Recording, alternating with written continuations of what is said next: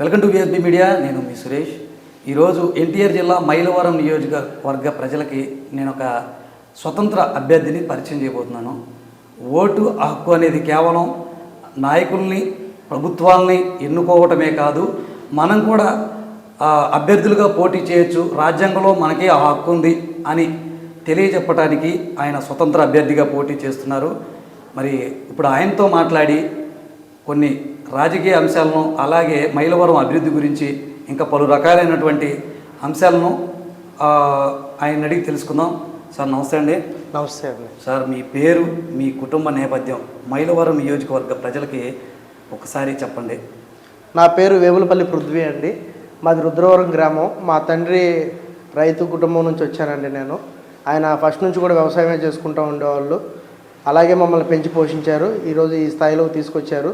కానీ ప్రతి ఒక్కరు కూడా బయటకు రావాలి, ప్రతి ఒక్కరు కూడా వాళ్ళ సమస్యల గురించి చెప్పుకోవాలంటే ఎంతవరకు బావిలో కప్పల్లాగా ఊరు వరకే మిగిలిపోతున్నారు. ప్రతి ఒక్కరిని రాష్ట్ర స్థాయిలోకి, నియోజకవర్గ స్థాయిలో మన గొంతు వినిపించాలనే ఆశతో, నేపథ్యంతో మేము ఈరోజు ముందుకు రావడం జరిగిందండి. అసలు మీరు ఇండిపెండెంట్గా ఎందుకు పోటీ చేయాలనుకుంటున్నారు? ఇండిపెండెంట్గా అంటే అండి, ప్రతి ఒక్క రాజకీయ నాయకుడు కూడా వాళ్ళ స్వలాభం చూసుకుంటున్నారు తప్ప జనానికి అవి చేస్తాం ఇవి చేస్తాం అంటున్నారు. గెలిచిన పార్టీ ఎప్పుడైనా సరే, ఒక పార్టీ అనేది గెలిచిందంటే చెప్పేవారు గెలిచే వరకు ఒక మాట చెప్తున్నారు, గెలిచిన తర్వాత వాళ్ళ మాటలు మారిపోతున్నాయి. రేషన్ కార్డులు అంటున్నారు, ఆ కార్డులు అంటున్నారు, ఉన్న పథకాలన్నీ తీసేస్తున్నారు.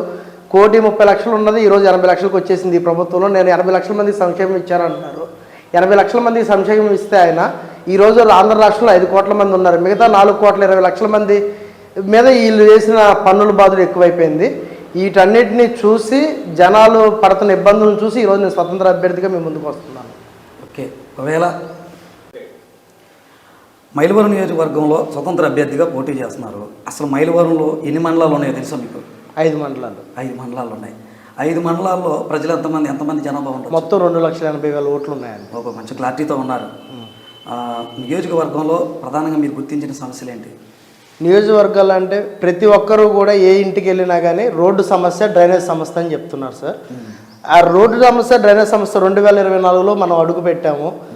రోబోలు కూడా, టెక్నాలజీ కూడా వచ్చింది. అయినా సరే ఇంకా ప్రజలు వెనకబాటుతనంగా ఇంకా రోడ్ల గురించి, డ్రైనేజీల గురించి అడిగే పరిస్థితిలోనే ఉన్నారు. అంటే దీన్ని బట్టి అర్థమవుతుంది మన రాజకీయ వ్యవస్థలు జనాన్ని ఏ విధంగా చూస్తున్నారు అనేది.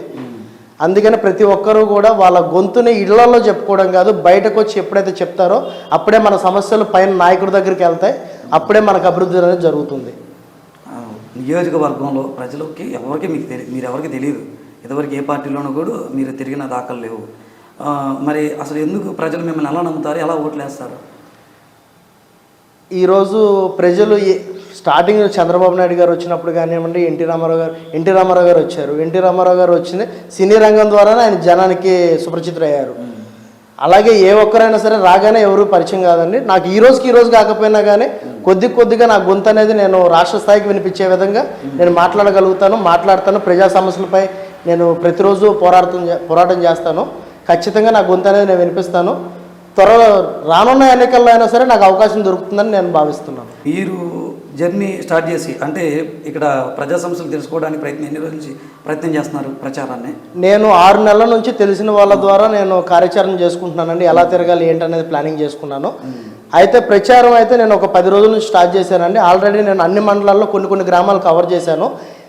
ఇక్కడ ఏంటంటే ఎక్కువ శాతం కూడా వాళ్ళకున్న సమస్యలు ఈ రోడ్లు, డ్రైనేజీలు అనే చెప్తున్నారు. దాని కొంచెం వేరే సమస్యలు కూడా ఉన్నాయండి. కొంతమందికి నీటి సమస్య ఉంది, త్రాగునీటి సమస్య. మన పక్క నియోజకవర్గంలో చూసుకుంటే తిరువూరు నియోజకవర్గంలో చెవలపల్లిలో కిడ్నీ సమస్యలు ఉన్నాయి. కానీ ఎంతోమంది మంత్రులు వస్తున్నారు, వాళ్ళకి వాగ్దానాలు ఇస్తున్నారు, మళ్ళీ పట్టించుకునేది లేదు. ఆ రోజు మీడియా పాయింట్ వరకే వాళ్ళు వాడుకుంటున్నారు, వాళ్ళ రీచ్ మాత్రమే చూసుకుంటున్నారు తప్ప జన సమస్యలు అనేది ఎవరికి పట్టట్లేదు.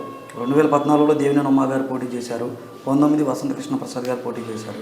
ఎవరి పరిపాలన బాగుందంటే ఏం చెప్తారు?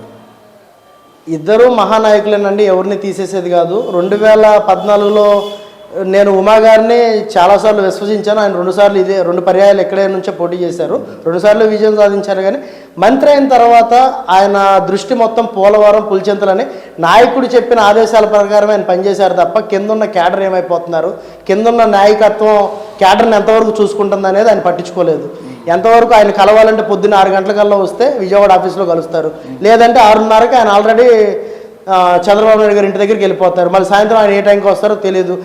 నేను ఆయన దగ్గర మంత్రిగా ఉన్నప్పుడు చూసినప్పుడు ఎంతోమంది పెద్దవాళ్ళు ఎదురు చూసి పడుగాపులు పడి సమస్యలు తీరక ఇబ్బంది పడిన వాళ్ళు కూడా ఉన్నారు. అటువంటి అన్నీ కూడా 2019 ఎన్నికల్లో ఆయన దెబ్బ కొట్టినని నేను భావిస్తున్నాను. అలాగే వసంత కృష్ణ ప్రసాద్ గారు ఆయన 2019లో ఆయన ప్రచారం మొత్తం నేను ఫాలో అయ్యాను. ఆయన సతీమణి వాళ్ళ కూతురు అందరూ కలిసి పర్యటించారు. నియోజకవర్గం అంతా అభివృద్ధి పదంలో నేను నడిపిస్తానని ఆయన చెప్పారు. కానీ ఎంతవరకు అభివృద్ధి పదంలో నడిపించారంటే ఇప్పుడు ఆయనే బయటకు వచ్చేసి అంటున్నారు, నా పార్టీలో అభివృద్ధి జరగలేదు, అంత సంక్షేమం ఇచ్చుకుంటూ పోయాడు, అప్పుల పాలైపోయింది అని చెప్పేసి. అప్పుల పాలైన ప్రభుత్వంలో ఈరోజు కొత్త ప్రభుత్వం వస్తుంది, ఆ అప్పులు ఎక్కడి నుంచి తెచ్చి కడతారు, మళ్ళీ జనాన్ని సంక్షేమం ఎక్కడి నుంచి తెచ్చిస్తారు, అభివృద్ధి ఏం పెట్టి చేస్తారు? ముందు ఉన్న అప్పులకి మనం సమాధానం చెప్పగలగాలి. ఈరోజు 8 లక్షల కోట్ల అప్పు అని చెప్పేసి ఇదే ప్రతిపక్షం చెప్తుంది. ఈ 8 లక్షల కోట్ల అప్పు తీర్చి సంక్షేమం అభివృద్ధి ఏ విధంగా చేస్తారనేది కూడా జనానికి చెప్తే బాగుంటుందని నా ఉద్దేశం. నియోజకవర్గ రోడ్ల పరిస్థితులు ఎలా ఉన్నాయి మేము గుర్తించారు?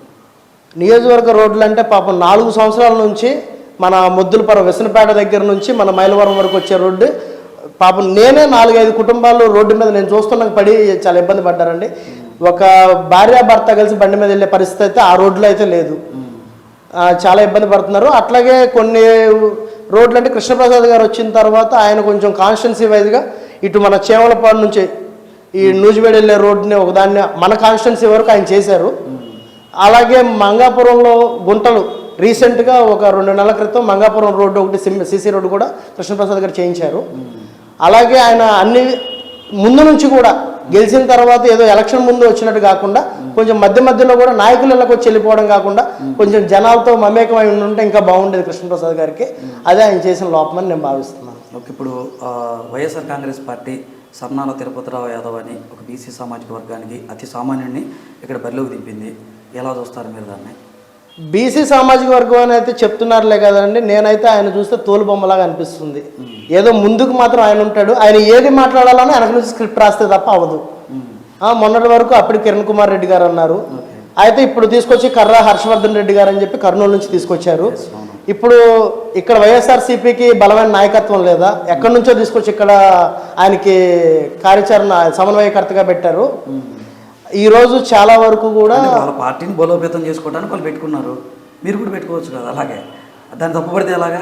తప్పు నేను ఆయన పెట్టినందుకు నేను తప్పు పట్టలేదండి, ఇక్కడున్న నాయకత్వం మీద నమ్మకం లేక పెట్టినట్లు ఉంది చూడటానికి. నేను ఆ ఒక్క విషయంలో చెప్తున్నాను. అదొకటను ఇక్కడ ఏదో బీసీని ముందు పెట్టాను అంటున్నారు, ఆ బీసీ వెనకాల బలమైన నాయకులు ఉన్నారు వైఎస్ఆర్సీపీ పార్టీలో, వాళ్ళలో ఎవరు సమన్వయకర్తలుగా లేరు. ఆయన సామాజిక వర్గానికి చెందిన వాళ్ళనే ఆయన బీసీ నాయకుడు వెనకాల పెట్టారు. ఈరోజు ఆయన ఏంటి బయటకు వెళ్ళి ఏది మాట్లాడాలన్నా 5 నుంచి 6 వరకు స్క్రిప్ట్ ఇస్తున్నారు, ఆ స్క్రిప్ట్ ప్రకారం ఆయన చెప్పాలి. ఆయన ఒక మాట మాట్లాడాలన్నా తాడేపల్లి నుంచి డైరెక్షన్ వస్తే తప్ప ఆయన చేయలేరు. ప్రతిదీ కూడా ఏదో బయటికి చూపించడానికి మాత్రమే అది సామాజిక వర్గం అండి, లోపల జరిగే వ్యవహారాలు మొత్తం తేడాగానే ఉంటాయి. నియోజకవర్గంలో మైలవరం 2014 తెలుగుదేశం పార్టీ, 2019 వైఎస్ఆర్ కాంగ్రెస్ పార్టీ, ఈ 2 పార్టీల్లో ఏమన్నా నియోజకవర్గ స్థాయిలో ఏమైనా అవినీతి జరిగిందా? దాని మీద మీకు ఏమన్నా అవగాహన? 2014లో నియోజకవర్గ అభివృద్ధి ఎలా ఉందో అవినీతి కూడా అలాగే ఉందండి.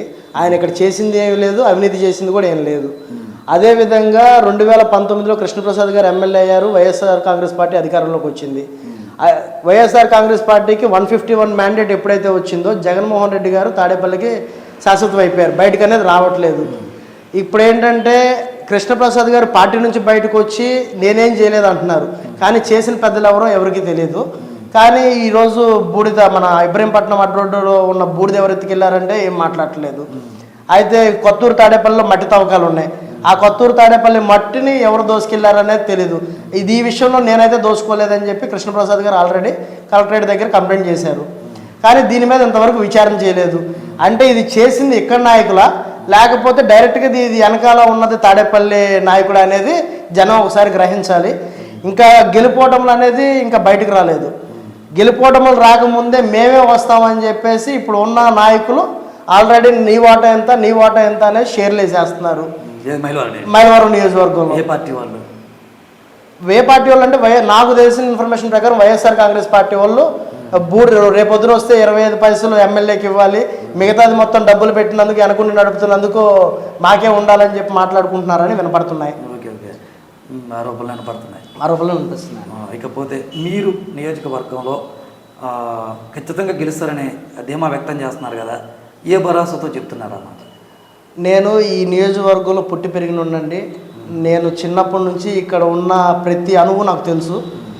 ఎక్కడెక్కడ నుంచో వచ్చి కనీసం మన ఊరి పేర్లు, మన నియోజకవర్గంలో 5 మండలాలు 85 గ్రామాలు ఉన్నాయండి. అన్ని గ్రామాల పేర్లు ఇక్కడ ఆల్రెడీ పర్యాయాల ఇప్పుడు వసంత కృష్ణప్రసాద్ గారు వచ్చారు, వాళ్ళ తండ్రి ఇక్కడ నుంచి మంత్రిగా కూడా వహించారు. ఈరోజు అదే కృష్ణప్రసాద్ గారిని ఇక్కడే కూర్చోబెట్టి అడగండి, 85 గ్రామాల పేర్లు ఇక్కడే కూర్చోబెట్టి చెప్పమానండి. గ్రామాల పేర్లే తెలియని వాళ్ళు గ్రామాన్ని ఏమభివృద్ధి చేస్తారు? అలాగున్న ఈరోజు వైఎస్ఆర్ కాంగ్రెస్ పార్టీ నుంచి వచ్చిన ఎమ్మెల్యే గారు ఉన్నారు. ఈరోజు బీసీ సామాజిక వర్గానికి ఎమ్మెల్యే గారు సీట్ ఇచ్చారు, బాగానే ఉంది. అదే బీసీ సామాజిక వర్గంలో నన్ను కొంతమంది కలిసి ఒక చదువుకున్న విద్యావేత్తకి బీసీ కమ్యూనిటీ నుంచి సీఎం గారు కనుక ముందు పెట్టుంటే అది చాలా బాగుండేది. అది నిరుద్యోగులకు ఉపయోగపడేది, అలాగే మన ప్రాంత అభివృద్ధికి ఉపయోగపడేది. ఇప్పుడు ఐతవరం చూసుకుంటే ఆయన ఎంతవరకు కాన్స్టిట్యున్సీ అంటే నా ఇల్లు ఐతవరంలో ఉంది, 10 నిమిషాల్లో నేను బోర్డర్లోకి వచ్చేస్తున్నాననే ఆలోచనలు ఆయన ఉన్నారు. ఇప్పుడు ఈయన ఏంటంటే నేను పుట్టి పెరిగింది మైలవరంలో, నేను ఉంటే మైలవరంలోనే ఉంటానన్నారు. ఈయన నాకు తెలిసి వెల్డం గ్రామం అని నేను విన్నాను, వెల్డం నుంచి మైలవరం వచ్చారు. రేపొద్దున ఎమ్మెల్యే అయితే తాడేపల్లికి దగ్గరగా ఉండాలని చెప్పేసి ఇక్కడ నుంచి షిఫ్ట్ అవ్వడానికి గ్యారంటీ ఉందా? దానికోసం అని చెప్పి మన ప్రాంతాన్ని ఫస్ట్ మున్సిపాలిటీ చేస్తానని అప్పట్లో 2014లో మంత్రి కాకముందు దేవినేని ఉమామహేశ్వరరావు గారు మన బస్ స్టాండ్లోనే మాట ఇచ్చారు. కానీ ఆయన ఆ మాట మర్చిపోయారు. మంత్రి అయిన తర్వాత కాన్స్టిట్యున్సీలో ఎంతవరకు ఆయన ఆ దారి చూసుకున్నారు తప్ప చంద్రబాబు నాయుడు గారు దీవెనల కోసం ఎదురు చూశారు తప్ప జనం ఆశీర్వాదం కోసం ఆయన ఎదురు చూడలేదు. అందుకని 2019లో ఆయన క్లియర్ మ్యాండేట్ ఇచ్చి పంపించేశారు. మీరు విజయం సాధిస్తే మీరు చేసే పనులు ఏంటి ఎమ్మెల్యేగా ఎన్నికైతే? నేను ఎమ్మెల్యేగా ఎన్నికైతే చేసే పనులు అంటే అండి, ఫస్ట్ ఆఫ్ ఆల్ కాన్స్టిట్యున్సీలో నీటికి డ్రైనేజీలకి ముందు త్రాగునీరు కూడా లేకుండా ఇబ్బంది పడుతున్న చాలామంది ఉన్నారు. వాళ్ళందరికీ కూడా మంచినీటి పథకాల ద్వారా ప్రతి ఇంటికి కుళాయి నీరు, తాగే నీరు ప్రతి ఇంటికి ఇవ్వాలండి నియోజకవర్గం మొత్తం. అదేవిధంగా సింగిల్ రోడ్లు ఉన్నాయి, సింగిల్ రోడ్లలో 2 బళ్ళు మారాలంటే, లారీలు ట్రాక్టర్లు మారాలంటే చాలా ఇబ్బంది అవుతుంది. నియోజకవర్గం మొత్తం కూడా డబల్ రోడ్ పడాలండి. అలాగే కొండపల్లి కిల్లాకి వెళ్ళే దారిని అభివృద్ధి చేయాలి. కొండపల్లిలో శాశ్వత బస్ స్టాప్ కావాలి. కొండపల్లిలో పోలీస్ స్టేషన్ మున్సిపాలిటీ చేశారు కానీ పోలీస్ స్టేషన్ కూడా ఇప్పుడు లేదు. కొండపల్లిలో ఒక పోలీస్ స్టేషన్ ఉండాలి. అదేవిధంగా కాన్స్టిట్యున్సీ మొత్తంలో మూలపాడు, అడ్రోడ్డు, గుంటుపల్లి, గొల్లపూడి, తుమ్మలపాలెం కాదండి, మైలవరం నియోజకవర్గం అంటే మైలవరంగా గుర్తించాలి. మైలవరాన్ని మున్సిపాలిటీ చేయాలి, మైలవరాన్ని పట్టణాభివృద్ధి చేసుకోవాలి. మైలవరం అంటే ఒక్క మైలవరం దాకా కాదండి, ఇటు పొందుగుల దాకా, ఇటు నాగులూరు ఇవన్నీ కలుపుకొని ఒక అవుటర్ రింగ్ లాగా ఉండి మొత్తం అంతా కూడా ఒక పెద్ద మహానగరంలాగా దీన్ని తీర్చిదిద్దాలనేది నా కోరిక. అలాగే కాలుష్యం రహిత నియోజకవర్గంగా కూడా దీన్ని మార్చాలని నేను ఆకాంక్షిస్తున్నాను. మైలవరం నియోజకవర్గంలో తెలుగుదేశం పార్టీ, వైఎస్ఆర్ కాంగ్రెస్ పార్టీ 2 ప్రధాన పార్టీలు, ఇటు జనసేన బీజేపీ పొత్తుతో నువ్వా అంటే నేనా అంటూ ఫైటింగ్ చేస్తున్నాయి. గెలుపు మాదే అంటే మాదే అని. మరి ఇలాంటి తరుణంలో మీరు విజయం సాధిస్తారనే నమ్మకం మీకుందా? ఖచ్చితంగా అండి. నాకు ఇక్కడ ఏంటంటే మన మైలవరం నియోజకవర్గంలో రైతన్నలు ఎక్కువ. గెలవక ముందు రైతులు గుర్తొస్తున్నారు, నిరుద్యోగులు గుర్తొస్తున్నారు. గెలిచిన తర్వాత నిరుద్యోగ గురించి మాట్లాడే మంత్రి ఉండడు, ఎమ్మెల్యే ఉండడు, సీఎం ఉండడు. ఏదైనా మాట్లాడితే 3,000 గుర్తిస్తామంటున్నారు. ఈరోజు ఒక విద్యార్థి సిఎస్సి డిపార్ట్మెంటే తీసుకుంటే 1 సంవత్సరానికి 2 లక్షల రూపాయలు కడుతున్నారు, 4 సంవత్సరాలకి 8 లక్షల రూపాయలు అవుతున్నాయి. మళ్ళీ వాళ్ళ మేనేజ్మెంట్ కోటాలో వెళ్తే మొత్తం డిపాజిట్లు అని చెప్పి 11 లక్షల రూపాయలు అవుతున్నాయి. ఒక రైతు 11 లక్షలు పెట్టి ఒక బిడ్డను బయటికి చదివించుకొని వస్తే ఆ పిల్లోడికి ఉద్యోగం లేక, సరైన శిక్షణ లేక, సరైన కళాశాలలు లేక ఎంతో ఇబ్బంది పడుతున్నారు. ఇప్పుడు ఉన్న గవర్నమెంట్, ఏ గవర్నమెంట్ అన్నా రానివ్వండి, వస్తే టార్గెట్ చేయాల్సింది కాలేజీలను పెట్టాలి, అవన్నీ కాదండి. ఉన్న కాలేజీలో నైపుణ్యం పెంచాలి, దానిపై వాళ్ళు దృష్టి పెట్టాలి. ఆ విధంగా చేసి ఈ రెమ్యునరేషన్ ఏదైతే ఉందో, ఫీజు రెమ్యునరేషన్స్ అవన్నీ కూడా తగ్గించి వాళ్ళకి ఉపాధి కల్పించే మార్గాలు మనం చూడాలండి. వీళ్ళందరూ కూడా నాకు తోడుగా ఉంటారని నేను భావిస్తున్నాను. రైతులు, రైతు కూలీలు ఈరోజు ఉపాధి కోసం ఏంటంటే 3 గంటలు ఇస్తున్నారు, కరువు పనులను పెడుతున్నారు. 100 రోజులు ఇస్తున్నారు, 100 రోజులు కరువు పనుల్లో రైతు కూలీలు ఏం బాగుపడిపోవట్లేదు. ఆ 100 రోజులు వచ్చే డబ్బులతో వాళ్ళ పొట్ట గడవట్లేదు. అలాగని ఈయన ఒక 10,000 లెక్క ఇస్తున్నానని సంక్షేమం ఇస్తున్నాను అనుకుంటున్నాడు. ఆ 10,000తో పెరిగిన నూనె ధరలు ఉన్నాయి, పెట్రోల్ ధరలు ఈరోజు తమిళనాడులో పోలిస్తే 102 రూపాయలు, మన ఆంధ్రప్రదేశ్లో 112 రూపాయలు అయింది. అది ఎందుకో జనం ఒకసారి ఆలోచించాలి. ఏ ప్రభుత్వం వచ్చినా వాళ్ళ ఎస్టేట్లు అమ్ముకొని తీసుకొచ్చి పెట్టరు, మన పైన పన్నులు వేసి మన దగ్గర నుంచి తీసుకొని మనకు పెడతారు. అందుకనే ఎవరు వచ్చినా సరే డబ్బులు ఇస్తున్నారని ఆశపడకండి, వాళ్ళు ఏదో చేస్తారని మీరు భ్రమపడవద్దు. మా ప్రతి ఒక్కరు కూడా బయటకు రండి, మీ అందరికీ అందుబాటులో ఉంటాను, మీకోసమే నేను పనిచేస్తాను. ప్రతి ఒక్కరు కూడా, నేను ఒక్కనే కాదు, ప్రతి ఒక్కరు కూడా నిరుద్యోగి ప్రతి ఒక్కరు కూడా మైలవరం నుంచి కంటెస్ట్ చేయాలని నేను భావిస్తున్నాను. ఓకే, ప్రతి ఎలక్షన్లకి ఇండిపెండెంట్ అభ్యర్థులు బరిలోకి దిగుతూనే ఉంటారు, అది కామన్ విషయం. కొంతమంది డబ్బు తీసుకొని సైడ్ అయిపోవటం, కొంతమంది ఫేమస్ అవడానికి వస్తారు. ఎగ్జాంపుల్గా చూడాలంటే తెలంగాణలో బర్రెలక్క మీరు వినే ఉంటారు, చాలా కొల్లాపూర్ నియోజకవర్గం నుంచి ఆమె పోటీ చేసింది. కేవలం ఫేమస్కి అని చెప్పి చాలామంది అంటున్నారు. మీరు కూడా అదే పనిలో ఫేమస్ అవ్వడానికి వచ్చారని అనుకోవచ్చా? ఫేమస్ అవ్వడానికి రావాలంటే అవసరం లేదండి, దాన్ని వేరే వేరే మార్గాలు చాలా ఉన్నాయి. రాజకీయం ఎత్తుకొని రోజు వచ్చి తిరగాల్సిన పని లేదు, అందరితో అడగాల్సిన పని లేదు. నేను 6 నెలల నుంచి కూడా నేను జనంలో కనిపిస్తున్నాను, చాలామందికి నేను టచ్లోకి వెళ్ళాను. అలాగే ఇప్పుడు నిరుద్యోగ సమస్యలు అయితేనేమి, రోడ్డు సమస్యలు అయితేనేమి, డ్రైనేజ్ సమస్యలు అయితేనేమి, ప్రతి ఇంట్లో ఉన్న ప్రాబ్లం అయితేనేమి, వెల్లటూరు గ్రామంలో రవి అనే కుర్రోడు చెప్పారు, మాలపల్లిలో ఒక ప్రైమరీ స్కూల్ కూడా లేదు. ఈరోజు ముఖ్యమంత్రి గారు నేను విద్యను ఇచ్చేసాను, గవర్నమెంట్ స్కూల్లో ఇంగ్లీష్ మీడియం పెట్టాను, పిల్లలందరికీ ట్యాబ్లు ఇచ్చానని చెప్తున్నారు. కానీ అక్కడ ఒక ప్రైమరీ స్కూల్ లేదు, నా పిల్లల్ని నేను చదివించుకోవాలంటే మైలవరం తీసుకురావాల్సి వస్తుంది, నాకు అందుబాటులో ఒక స్కూల్ లేదని చెప్పేసి ఆయన నాకు చెప్పారు. అలాగే కాలనీలు ఇచ్చారని చెప్తున్నారు, టిడ్కో హౌసెస్ ఇచ్చారని చెప్తున్నారు వైఎస్ఆర్ గవర్నమెంట్ వాళ్ళు. వైఎస్ఆర్ గవర్నమెంట్ వాళ్ళు ఇచ్చారు, కానీ ఎక్కడైనా సరే ఇల్లు కట్టుకుంటే ఆ ఇంటికి ఇంతవరకు కాలనీలు బిల్లు పడలేదని చెప్పి వాళ్ళు బాధపడుతూ ఉన్నారు. రెడ్డిగూడెం పక్కన ఉన్న చిన్నగూడెంలో, ఇదే చిన్నగూడెంలో మన ఎమ్మెల్యే వసంత కృష్ణ ప్రసాద్ గారు డ్రైనేజ్ని ఎలా తిప్పుతాను అలా తిప్పుతాను, చెరువు కలుపుతానని మాట ఇచ్చారంట. గెలిచిన తర్వాత ఈ రోజుకి ఆ చిన్నగూడెం చూడలేదు. ఈరోజు చిన్నగూడెం వాసులు అందరూ కూడా ఈయన కనుక మా ఏరియాలోకి వస్తే మేము నిలదీస్తామని చెప్పేసి గట్టిగా మాట్లాడుతున్నారు. అలాగే శ్రీరాంపురం హరిజన వాడలో ఆయన నేను నీళ్ళు వేపిస్తానమ్మా, మీరు మంచినీళ్ళు తెచ్చుకోవడానికి ఉంటే బావి దగ్గరికి నేను రోడ్డు వేపిస్తానమ్మా అని చెప్పారంట. సరే, ఇప్పుడు ఈయన సీసీ రోడ్లు వేస్తున్నారు, కనీసం రోడ్డు వేయించలేకపోయినా ఒక బావి దగ్గర ఒక మోటార్ ఏర్పాటు చేసి హరిజన వాళ్ళకి ఆయన నీళ్ళ సదుపాయం ఇచ్చుంటే కనీసం బాగుండేది, వాళ్ళకి ఇబ్బంది లేకుండా. అటువంటి చిన్న చిన్న పనులు కూడా ఎమ్మెల్యే గారు చేయకపోవడం కొద్దిగా దురదృష్టకరం. ఇదంతా కూడా జనం ఆలోచిస్తున్నారు, చూస్తున్నారు. అలాగే నాకు కూడా, నేను ఈ ఎలక్షన్ అని కాదండి, నేను ప్రతి ఎలక్షన్లో మీకు కనిపిస్తాను. అది లోకల్ బాడీ ఎలక్షన్ కానివ్వండి, ప్రతి ఎలక్షన్లో నేను ఉంటాను, జనానికి మమేకంగా ఉంటాను. జన సమస్యలని ఖచ్చితంగా నన్ను ఆశీర్వదిస్తారనే నమ్మకం నాకుంది. ఈరోజు కూడా 10 నుంచి 15,000 మెజార్టీతో నాకు బయటకు వస్తానని అయితే నేను భావిస్తున్నానండి. సో గెలుపోటమిలతో పని లేకుండా మీరు ప్రజల పక్షాన పోరాడతాను అంటున్నారు. సరే, గెలుపు సంగతి పక్కన పెడితే ఏదన్నా తేడా జరిగితే అప్పుడు మీ ప్రభావం ఎంత ఉండబోతుంది? నియోజకవర్గంలో ఎన్ని ఓట్లు మీరు గెయిన్ చేసుకోగలుగుతారు? ఈరోజు నేనుగా అయితే బయటకు రాలేదండి, నాకైతే నా పేరు మీద సెంటు భూమి లేదు.